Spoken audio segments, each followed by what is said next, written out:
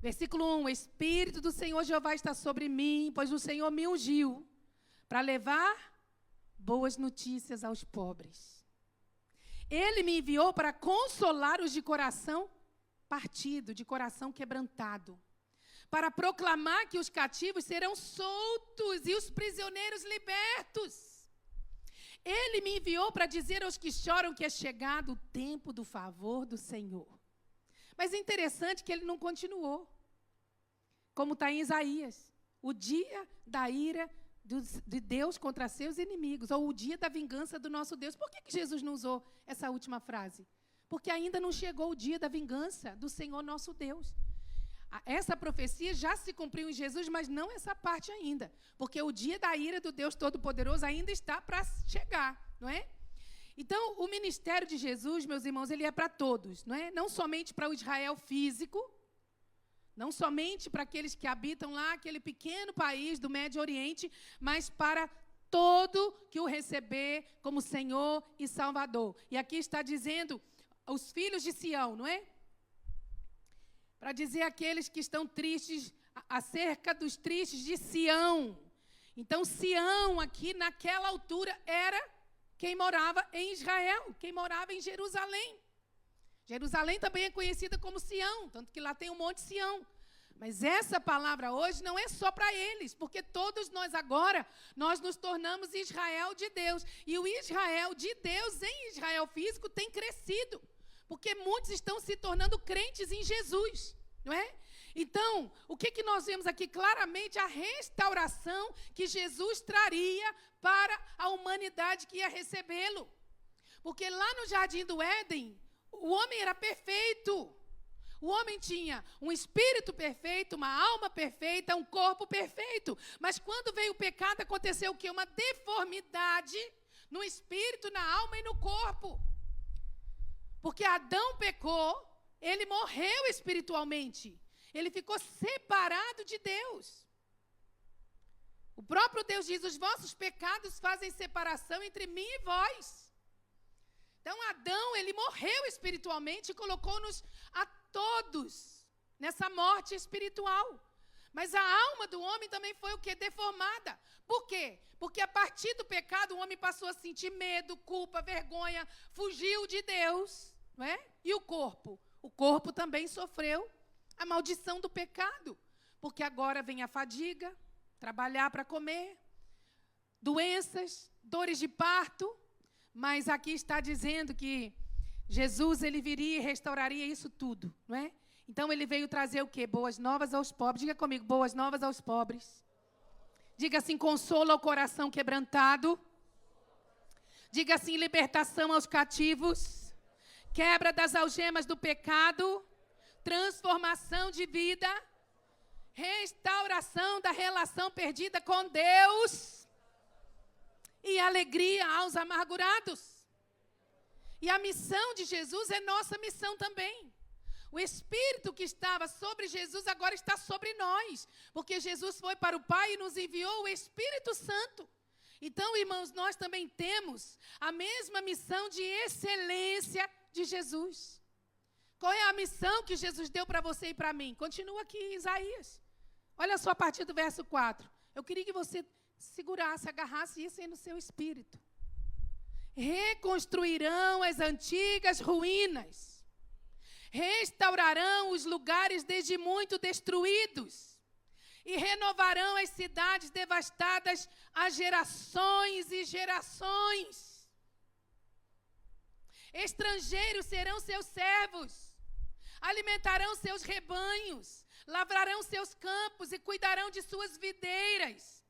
Vocês serão chamados de sacerdotes do Senhor, ministros de nosso Deus.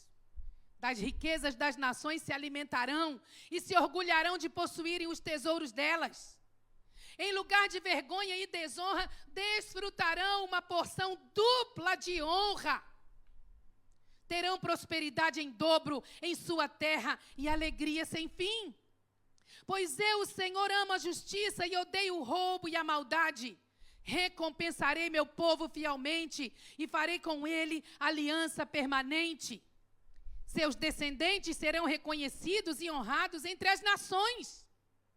todos saberão que eles são um povo abençoado pelo Senhor. Você entendeu? Seus filhos serão reconhecidos como um povo abençoado do Senhor. É imensa a minha alegria no Senhor, meu Deus, pois Ele me vestiu com roupas de salvação e pôs sobre mim um manto de justiça. Sou como noivo com suas vestes de casamento, como a noiva com suas joias. O Senhor soberano mostrará a sua justiça às nações do mundo, todos o louvarão. Será como um jardim no começo da primavera, quando as plantas brotam por toda a parte. É palavra do Senhor para nós. Você tem esse mesmo ADN de excelência?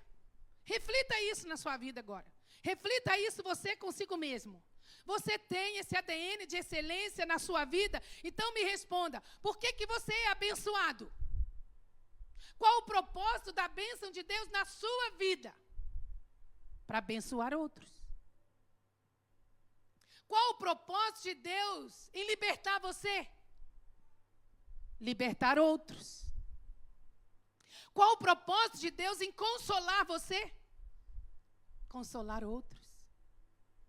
Qual o propósito de Deus em dar destino à sua vida? Através de você, dar destino a outros. Qual o propósito de Deus em curar seu coração, a sua alma, seu corpo? Levar você a ser um agente de cura.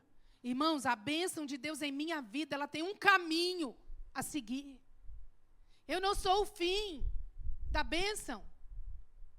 A bênção de Deus, ela passa pela minha vida. Ela tem um trajeto, ela tem um caminho, uma direção, um destino.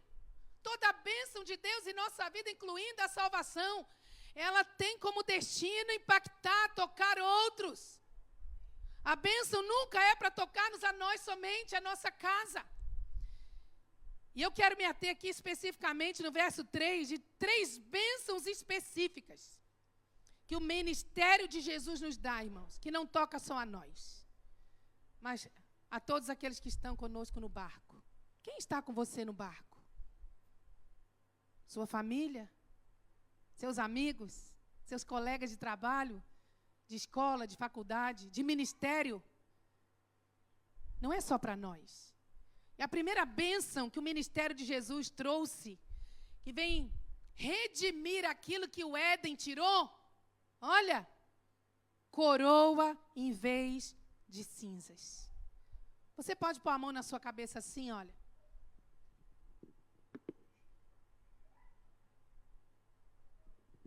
Coroa em vez de cinzas. É comum nós vemos na palavra do Senhor no Antigo Testamento. No Novo nós vemos pouco, mas no Antigo Testamento muito comum. Os judeus tinham esse costume de jogar cinzas sobre si, na cabeça, no rosto, quando eles estavam de luto. Era um sinal de muita dor. Era um sinal de muita tristeza, de muita humilhação. Você vê quando Jó, ele perde tudo, ele fica doente, o que ele faz? Ele se assenta nas cinzas. E ele começa a jogar cinzas em si mesmo. Se coçava com telhas, enquanto passava cinzas. Você vê Mardoqueu no livro de Esther, quando soube do decreto do rei que todo judeu seria morto.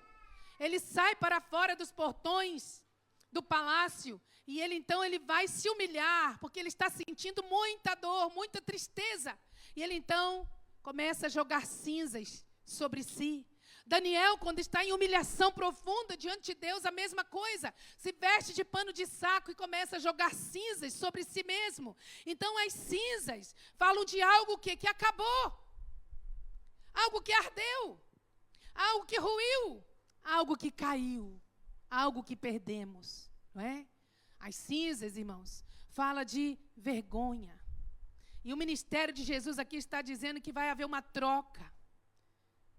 Coroa em vez de cinzas. A coroa, ela fala do quê? Da vitória. Coroa é um símbolo de honra. Diga comigo, coroa é símbolo de honra. Irmãos, coroa é símbolo de dignidade, de respeito, de autoridade. Lá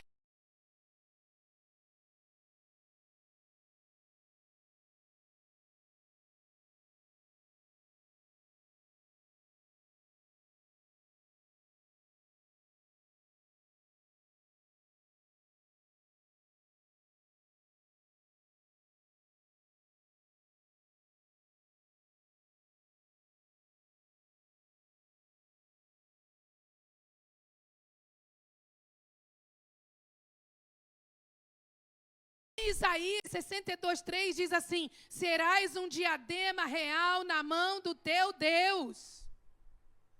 O que é um diadema? É uma coroa lindíssima. Serás um diadema real na mão do teu Deus. E é claro que esse texto aqui, se você continuar lendo, né, Isaías 61, 62, você vai ver que essa palavra para a cidade de Jerusalém, Jerusalém, você será um diadema real na mão do seu Deus. Mas como eu falei, agora não mais os filhos de Sião são só os físicos que moram em Jerusalém, não. Então eu quero dizer para você nessa manhã que é filho de Deus por meio de Jesus Cristo. Você que é filho de Sião, você que é filha de Sião, você será um diadema real na mão do seu Deus. O que morreu na sua vida? O que ruiu na sua vida que está em cinzas?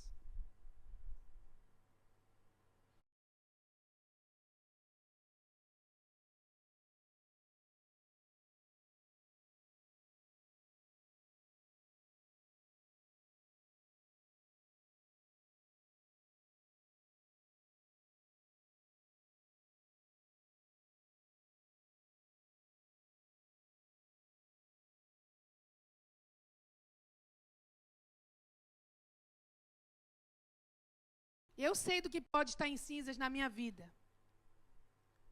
O que era na sua vida força que tem se tornado em fraqueza? É o seu casamento? É a sua relação com seus filhos? É a sua relação consigo mesmo? Você está desconectado do mundo, de Deus, da igreja e de si mesmo?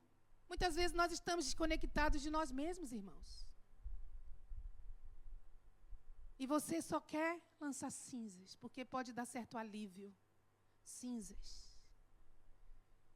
O que o Senhor tem para a sua vida e para a minha vida nessa manhã? Diga comigo, coroa em vez de cinzas. Coroa em vez de cinzas. No Salmo 103, verso 4, eu queria que você colocasse a mão na sua cabeça e você declarasse assim: Ele me resgata da morte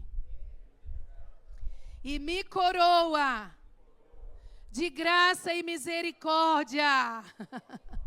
Vamos de novo. Ele me resgata da morte e me coroa de graça e misericórdia. Olha para a pessoa que está do seu lado, bem para a cabeça dela, para a testa dela, e diga assim: que coroa linda você está usando hoje. Que coroa linda você está usando hoje, meu irmão, minha irmã. Essa coroa é mais linda do que a que a rainha da Inglaterra usou, do que qualquer rei desse mundo já usou. É um diadema real na mão do teu Deus. Ministério de Jesus traz coroa em vez de cinzas. E a segunda bênção que o ministério de Jesus nos dá é óleo de alegria em vez de espírito angustiado. Óleo de alegria em vez de pranto. E hoje, na hora da oração da Marisa é uma profeta, viu, Marisa? Você é uma profeta, Marisa. Você ainda te vai usar muito nessa nação como profeta. Porque o profeta não é aquele que chega e fala assim, diz o Senhor, você vai ganhar um carro, uma casa, um casamento. Não. O profeta é aquele que desperta o povo de Deus para intercessão, que desperta o povo de Deus para evangelização, que desperta o leão adormecido no meio do povo de Deus. Isso é um profeta. E ela orando aqui, eu saí, fui lá na pastora Cidá, falei: Cidá, eu vejo as conexões, porque ela veio orar contra o espírito angustiado, espírito oprimido. Eu dizia, ela nem sabia que eu ia pregar nesse texto. É o Espírito Santo, irmãos. Eu creio que há pessoas aqui com o espírito angustiado e o Senhor quer derramar sobre sua vida óleo de alegria. Óleo de alegria, uma troca maravilhosa. O pranto por óleo de alegria. O que se vê no rosto das pessoas que estão a prantear? Lágrimas, dor, não é? Tristeza. A palavra do Senhor diz o quê? Que um coração alegre aformoseia o rosto. Mas pela dor do coração o espírito se abate. Tanta gente chorando, pranteando. os judeus, eles tinham o hábito de se perfumar com óleos preciosos, óleos importantes, os nardos. Por isso que Judas se escandalizou quando, não é, aquela mulher, ela derramou o seu nardo puro sobre os pés de Jesus, sobre a cabeça e sobre os pés de Jesus. Por quê? Porque valia muito dinheiro. Era o preço de 1 ano de salário, no mínimo. Ela guardava aquilo para o dote, para o seu casamento. Então, o óleo era importantíssimo. Jesus até falou, numa outra ocasião, que ela estava usando, não foi na mesma situação, que ela estava usando para ungir o seu corpo para a sua morte. Eles usavam para unção, usavam para se perfumar. Esther ficou 1 ano sendo preparada lá no palácio real, na Pérsia, para se apresentar ao rei. E ela estava sendo preparada, adornada, e banhada com aqueles óleos maravilhosos que os judeus usavam para cheirarem muito bem, mas também eles usavam para passar no rosto, para que o rosto brilhasse. Tanto que Jesus fala, quando vocês jejuarem, não fiquem abatidos, não mostrem que vocês estão sofrendo pelo jejum, mas vocês tomem banho. Tipo assim, eu vou parafrasear o que Jesus falou, tomem banho, passem óleo no rosto, para que o vosso rosto possa brilhar. Então, irmãos, há um óleo muito, muito especial que o Pai deitou sobre Jesus e que quer deitar sobre cada um de nós, chamado óleo de alegria. Lá no Salmo 45:7, uma palavra sobre o Messias. Porque Davi também foi um profeta messiânico. Diz assim, amas a justiça e odeias o mal. Por isso, Deus, o teu Deus, te ungiu. Derramou sobre ti o óleo da alegria, mais que sobre qualquer outro. Será que o Pai tinha esse óleo da alegria só para derramar sobre o seu filho, agora primogênito? Porque não só unigênito? Porque ele se tornou primogênito para que todos nós fôssemos filhos também de Deus, do mesmo Pai de Jesus? Não. O óleo de alegria também para a sua vida, para a minha vida. O que Davi fala no Salmo 23, verso 5? Unges a minha cabeça com óleo. Irmãos, que coisa incrível, não é? Coroa, óleo, cabeça. Por quê? Porque a nossa batalha, a nossa guerra é aqui, ó. Onde que Satanás lança os seus dardos inflamados? Aqui, ó. É aqui que muita gente está perdendo suas batalhas, na sua mente. Então, quando Davi fala assim, unges a minha cabeça com óleo, ele está se colocando na posição de uma ovelha, porque ele está falando, o Senhor é o meu pastor, nada me faltará. Ele está falando o que um pastor faz com suas ovelhas. E quando ele se refere, derrama óleo sobre a minha cabeça, é claro que ele sabia do que ele estava a falar. Por quê? Porque as ovelhas, não somente lá no Médio Oriente, mas as ovelhas em qualquer lugar, aqui também, pertinho de nós, eu vejo às vezes pastores com rebanhos muito grandes. Eles também têm de passar, de certa forma, óleo sobre suas ovelhas, você sabia? Por quê? Porque as ovelhas que recebem o óleo, elas espantam os mosquitos, os insetos, não é? Então, quanto crente em Jesus está sem óleo de alegria, está sem o óleo do Espírito Santo, e aí todo tipo de inseto, todo tipo de mau pensamento vai entrando. Entra no nariz, na boca, no ouvido, vai entrando. Então, o Senhor, Ele tem para a nossa vida, não é como nosso sumo pastor. Jesus, Ele é o nosso sumo pastor. Ele é o pastor e bispo das nossas almas. E Ele está aqui nessa manhã porque o seu ministério continua. Ele continua sendo o nosso sumo sacerdote. Continua. E Ele está aqui para derramar sobre sua vida e minha vida um óleo diferente, que é o óleo da alegria, meus irmãos. Em nome de Jesus eu declaro isso. Mas cuidado, Ele vai derramar o óleo. Mas quem tem que manter o óleo renovado? Não é o Senhor. Somos nós. Para que o fogo fosse mantido no altar continuamente, sem se apagar. Quem tinha de mantê-lo aceso? Os levitas, os sacerdotes. E nós lemos aqui, vocês serão chamados sacerdotes do Senhor.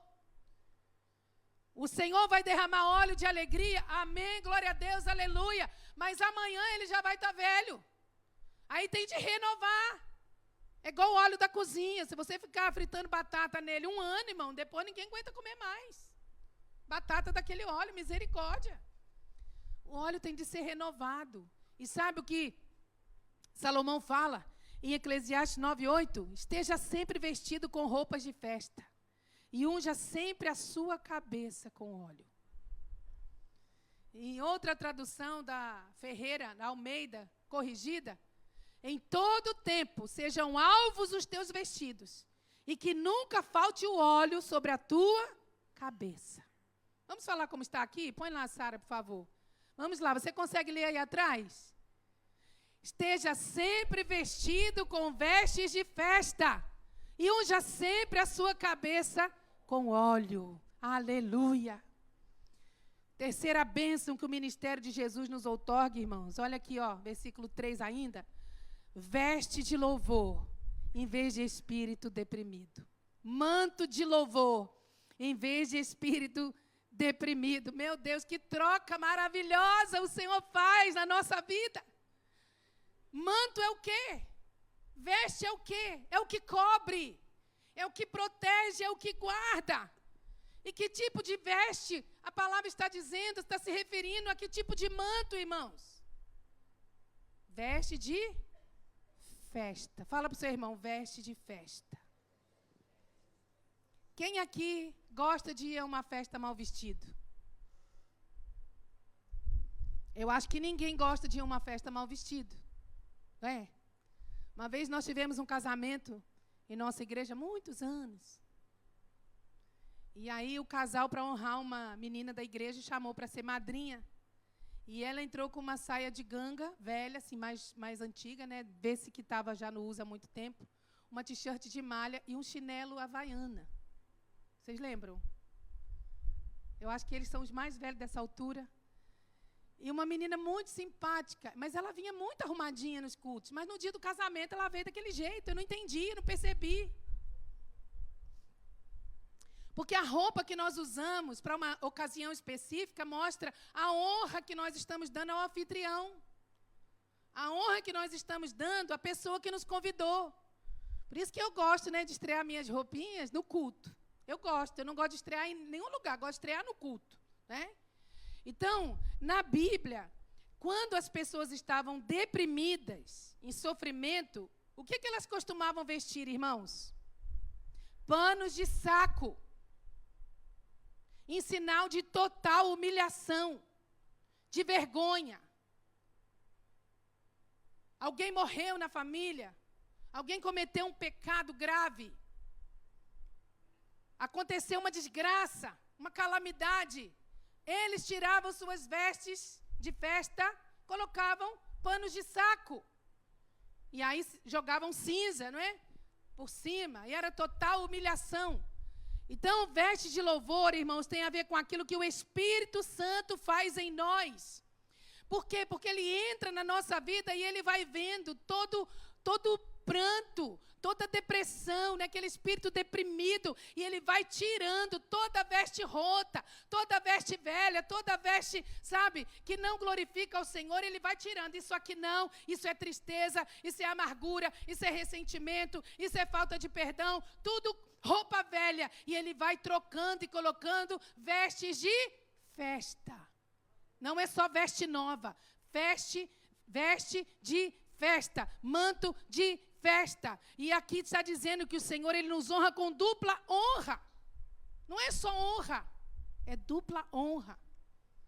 E quais são as outras vestes que a palavra do Senhor diz que nós temos para vestir? Olha aqui em Salmos 30, versos 11 e 12. O salmista dizendo para o Senhor assim: mudaste o meu pranto em dança, a minha veste de lamento em veste de alegria, para que o meu coração cante louvores a ti e não se cale. Senhor meu Deus, eu te darei graças para sempre. Irmãos, quem está com vestes rotas, vestido de pano de saco, trapos de imundícia, não consegue cantar louvores ao Senhor. Não conseguem glorificar a Deus. Não conseguem nem dar ao Senhor um sacrifício de louvor. Mas ele diz, mudaste o meu pranto em dança. Quem é que pode declarar isso?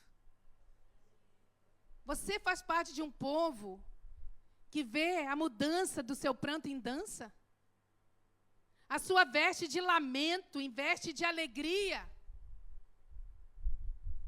Deus nos dá vestes novas, sim, mas é a mesma coisa do óleo. É nossa responsabilidade nos mantermos com essas vestes de festa, nos revestindo do novo homem, irmãos, da nova criatura, nos despindo do velho homem, nos despindo das vestes de lamento, das vestes de incredulidade e nos vestindo de vestes de salvação, vestes de louvor. Olha, que nunca falte óleo sobre tua cabeça, mas que em todo tempo você vista vestes de festa. Vestes do novo homem, Efésios 4, 21. Uma vez que ouviram falar de Jesus e foram ensinados sobre a verdade que vem dele, livrem-se de sua antiga natureza e de seu velho modo de viver, corrompido pelos desejos impuros e pelo engano. Deixem que o Espírito renove seus pensamentos e atitudes e revistam-se de sua nova natureza, criada para ser verdadeiramente justa e santa como Deus. Que roupas lindas. Vestes de salvação. Isaías 61:10, eu já li aqui. É grande o meu prazer no Senhor. Regozija-se minha alma em meu Deus, pois Ele me vestiu com as vestes da salvação e sobre mim pôs o manto da justiça, qual noivo que adorna a cabeça como um sacerdote, qual noiva que se enfeita com joias. Vestes de salvação. E por que crentes em Jesus vivem amargurados? Por que crentes em Jesus vivem em tristeza? Não combina, irmãos, com o reino, com a cultura do reino em que Deus nos colocou, não combina.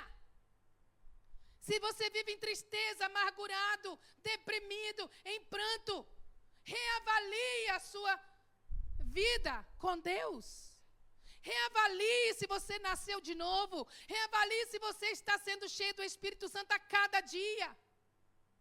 Pode ser que o óleo já tenha ficado velho. Pode ser que as vestes já tenham ficado rotas. E você hoje está vivendo, sabe do quê? De vestes remendadas. E Jesus disse que não se pode colocar remendo novo em veste velha. Por quê? Porque vai romper a roupa toda. Remendo fala de pequenas partes da religião. Pequenas partes do culto, pequenas partes da piedade. A veste está velha, não renova o óleo, não busca o Espírito Santo, não se relaciona com Deus, não se relaciona com a igreja, com seus irmãos em Cristo. Aí no dia que vem no culto, pega um pouquinho do louvor. Aí eu senti a presença de Deus nessa parte do louvor e vou remendando. Ai, gostei dessa oração, vou remendando a veste velha.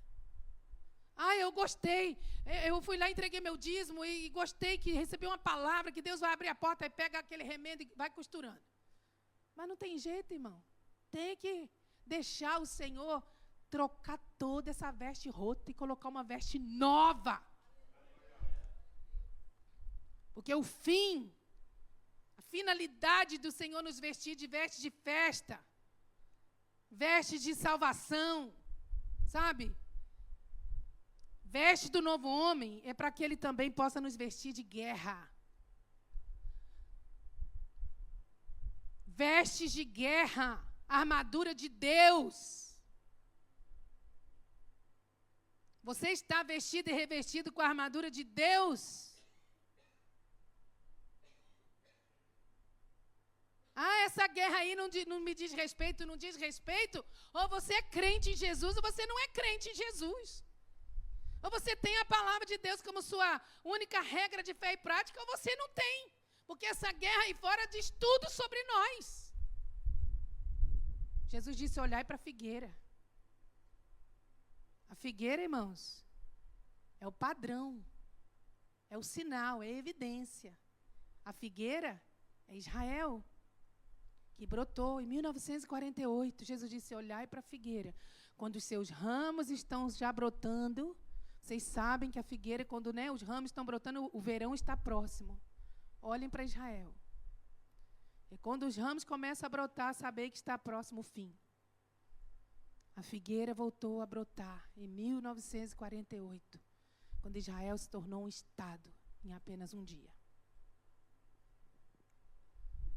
E a igreja de Jesus precisa estar vestida e revestida com a armadura de Deus, a couraça da justiça, o cinturão da verdade, o capacete da salvação, o escudo da fé, a espada do Espírito, os sapatos da preparação do Evangelho da paz. Nós estamos em guerra, meus irmãos. Eu não quero ter uma igreja, eu não quero pastorear uma igreja que está cheia só de ovelhas, não.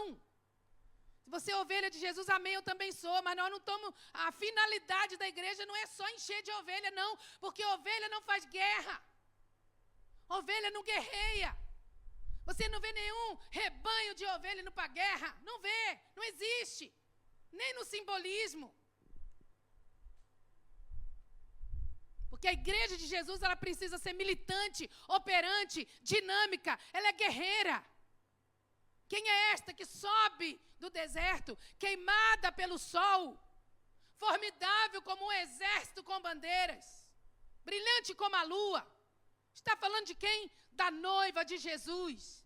Não é aquela noiva porcelaninha, né, que tem aquela roupa bonitinha para casar, não. Ela está vestida para a guerra.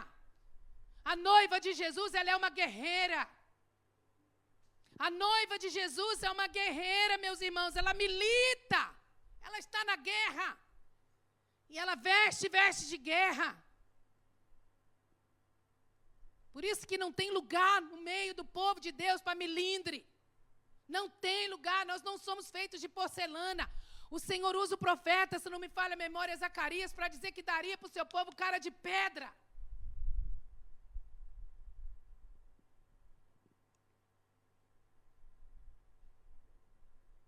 E no verso 3 ainda, vou terminar aqui com essa palavra aqui. No verso 3 ainda, ele diz assim, irmãos. Tudo isso, ungir para pregar os pobres, libertar os cativos, trazer coroa em vez de cinzas, óleo de alegria em vez de espírito angustiado, veste de louvor. E aí termina o versículo 3. Qual o propósito? Diga para mim, qual o propósito? A fim de que se chamem carvalhos de justiça, plantados na casa do Senhor, para que Ele seja glorificado. Por que não fala aqui oliveira de justiça, figueira de justiça, cedro de justiça, mas carvalhos de justiça? Uma coisa muito interessante dos carvalhos, não é? Eles não são encontrados em todos os lugares, podem viver até 1000 anos, mas sabe uma coisa interessante que eu vejo aqui, algo profético para a nossa nação de Portugal? Porque os melhores vinhos, eles são conservados dentro de quê? De carvalhos. E o vinho fala de quê? Alegria. O vinho fala do poder do Espírito Santo. A fim de que eles